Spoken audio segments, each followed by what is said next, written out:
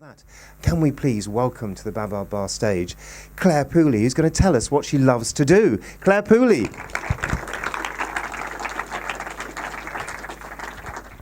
I love to shag. I absolutely love it. It makes me feel really, really sexy. It heightens all my senses, what I see, what I hear, everything about it, the movement, the being with other people, the mixing. I absolutely love it. The first time I actually thought about shagging, particularly in terms of improving my style, was when I saw two people shagging, and I thought, that's brilliant, I want to do that. I really want to do that. So approaching them, I asked, how do you do that? And they said, oh, you can actually go for classes to shag. And wow, I want to do that. So I convinced my partner, who's sitting here at the front going, I wish you weren't doing this. And I convinced him. It would have been wrong if I hadn't actually to go on my own. But we were already swinging, so it wasn't really that hard to sort of move from that to learning how to shag. So we, as I say, hopefully that picture shows, it was exhilarating. I was absolutely blown away with it. And the more we learnt, the better we got. And the better we got, the more we wanted it. And it had become really, really addictive. We caught up in something we didn't actually want to even get out of, in fact. So that was there. So we started shagging with other people as well, which was even more fun.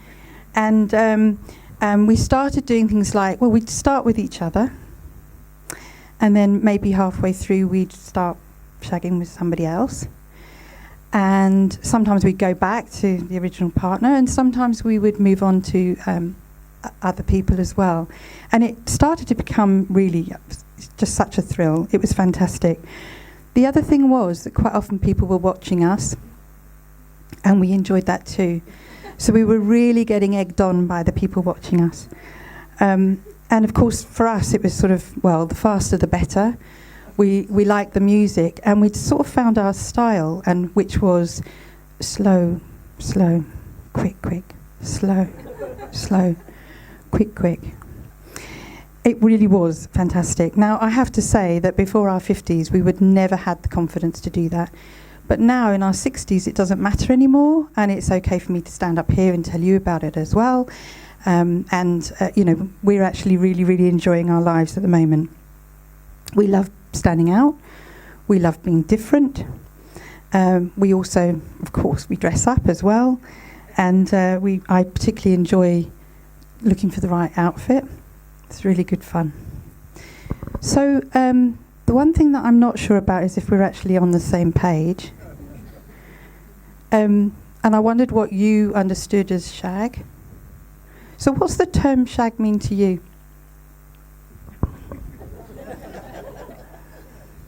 Sex. Tobacco. Okay. Yeah. Sorry? Shag pile carpets, yeah. It's a dance. Okay, what else is there for shag? Sorry? A haircut. Oh, I've not even got that one. A haircut, yeah. Yeah, a cormorant. It's a verb in baseball. Anything else? A bird, a cormorant. Yeah.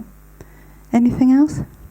Okay, so probably. I have got one other. It's a tangled mat of hair, and another one actually vaudeville performers.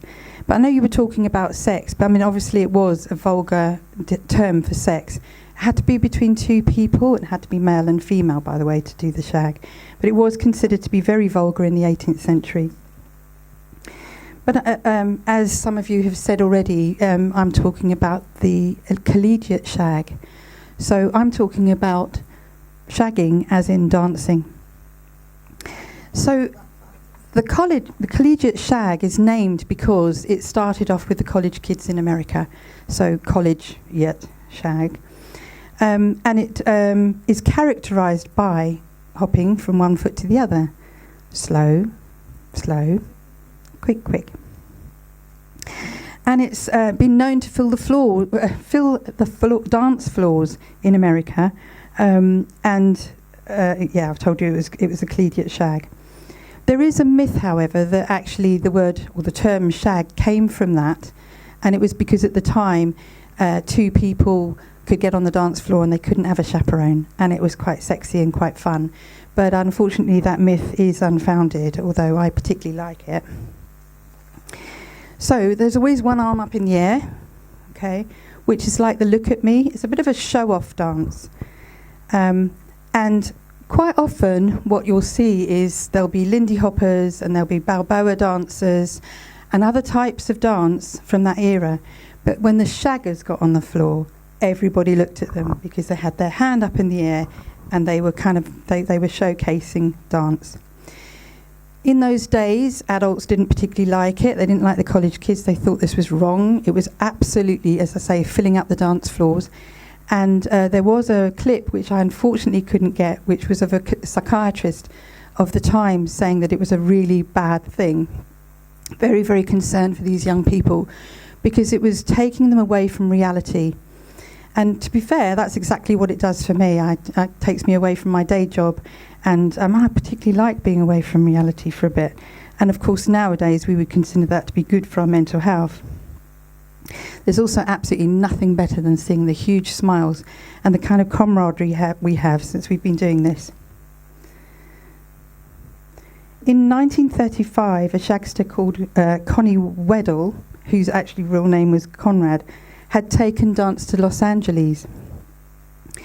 He appeared in several films, and his style and look became absolutely famous around the world. And one of the things he did was actually write some cartoons and include shag into the cartoons. And what I'm going to show you now is a Popeye and Grandma cartoon with some shag in it. Just to sort of set it up, though, obviously Popeye's drawn the short straw, and Bluto's got olive oil instead of him. And Grandma has no energy whatsoever. She doesn't know how to do the moves. So, of course, the spinach had to come out, and he gave her a few swigs of that, and then this is them shagging on the dance floor.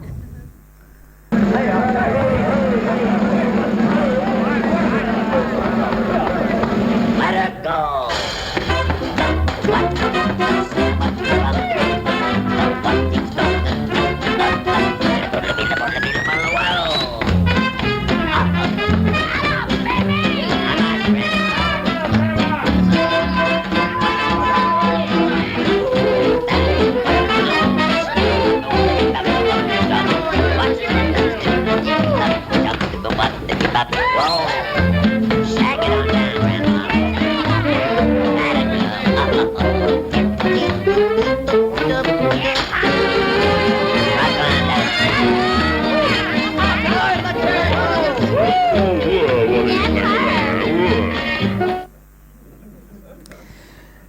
So the history of where shag started is actually quite vague, but it was known before World War I, and it was described at the time, it was in the South Americas, and it was described at the time as simply to dance and have a good time.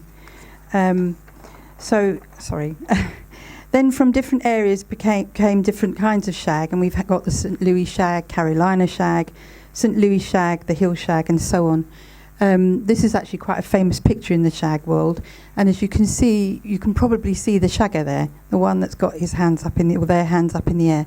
The rest of them are doing Lindy Hop or Balboa.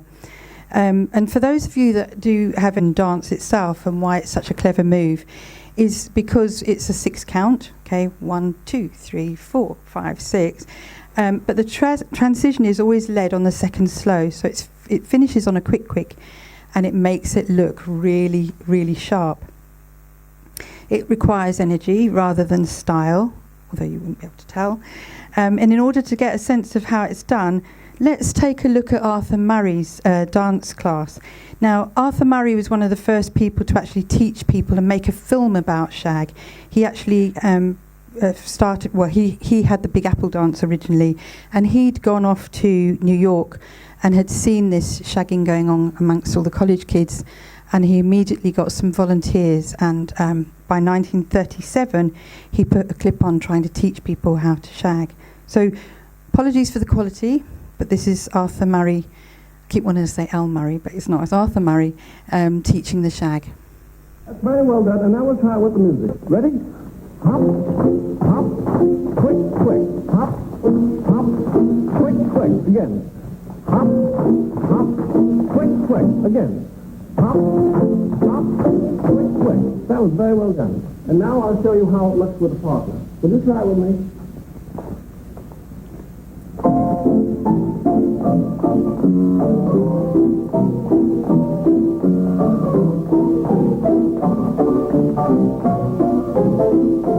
Thank you very much. What you just learned is the time step. And now I'll teach you the break. The count for the break is the same. Okay. So we don't learn like that anymore, and if I had a teacher holding a stick at me telling me to go slow, slow, quick, quick, I'm not sure we'd have done it in the first place. We have a lot more fun than that. But just to show you a clip further on, so these are his actual volunteers who are showing off or demonstrating 4 styles of shag. I'm going to show you 4 different styles of shag. First, Lucy and Johnny. I want you to notice that in all of these intricate steps, the count is always the same. Slow, slow, quick, quick.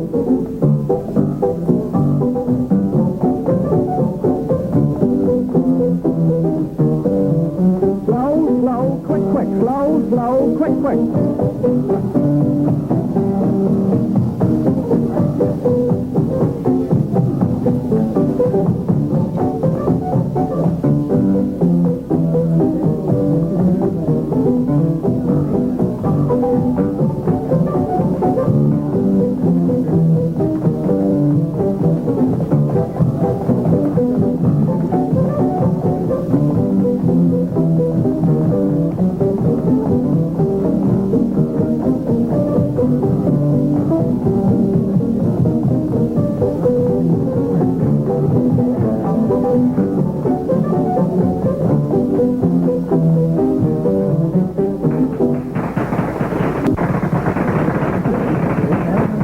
Now that you've seen the shag and learned its fundamentals, do you think you can put the dance on tonight? Yeah! So he was expecting them all to go on the dance floor and do that after his little lesson on slow, slow, quick, quick. Okay, so I'm not going to say any more about Arthur Murray. At that time, there was a lot of animosity, as I said earlier on, about the shag that was sweeping the country. And this is just a clip, really, from the New York American by somebody who was none too enamoured about jazz, so let alone be enamoured about shag. And as you can see there is the tobacco, spoken about the tobacco. The one that I thought was quite interesting, he said, they say that the shag is collegiate, second cousin to the Charleston, which it is. You'll see a lot of Charleston in our dancing. And slower. No way is it slower. But it's the sort of Philadelphia cousin. Well, it can't be any worse, he says. So, of course, that really did sell shag to people. So just like most dances, every move has a name. And personally, I find it really difficult to keep up with them. So I prefer it that my partner just dances and I just do whatever he says. But in this particular clip, I'm going to show you. And by the way, that is the only time he can tell me what to do. The only time. But in this little clip I'm going to show you is Tom and Jerry. And to set you up with it, I'm sorry about all these clips, but it gives you an idea of what it's like. Tom is trying to woo someone, another potty cat, and he's tried everything. He's bought a box. Jerry's in a box, of course, with a ribbon around. She's not enamoured with that. He tries everything to try and convince her that he's the one for her. She's not interested. So he leaves forlorn, finds a deck chair, cuts it out, and dons himself a deck chair suit and goes back to see her. And at that point, she's really interested, and she says, "Slip me some skin." This is the Tom and Jerry.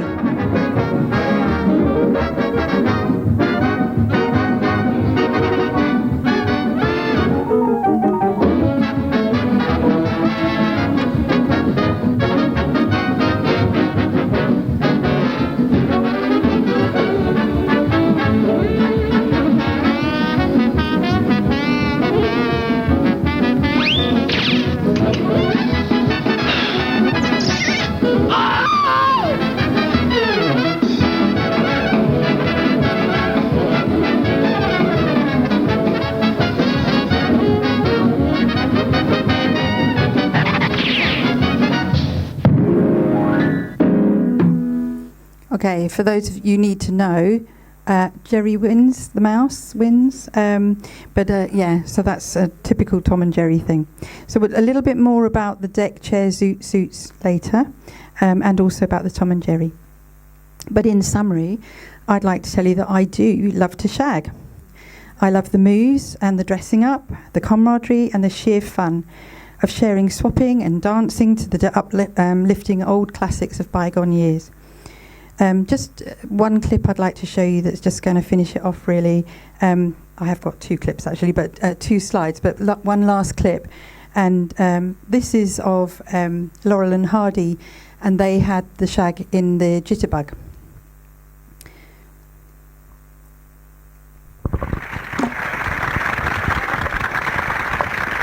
Come on, Hepcats, we're gonna spread a load of jam.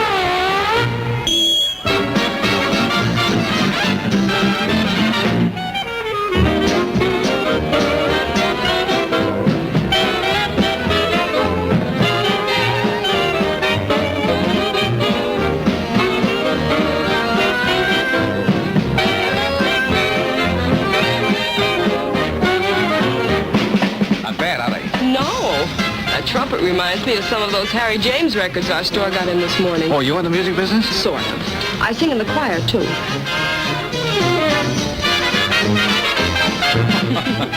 Well, what's holding us back, sister? Well, I'll read, Jackson. Well, I'll read.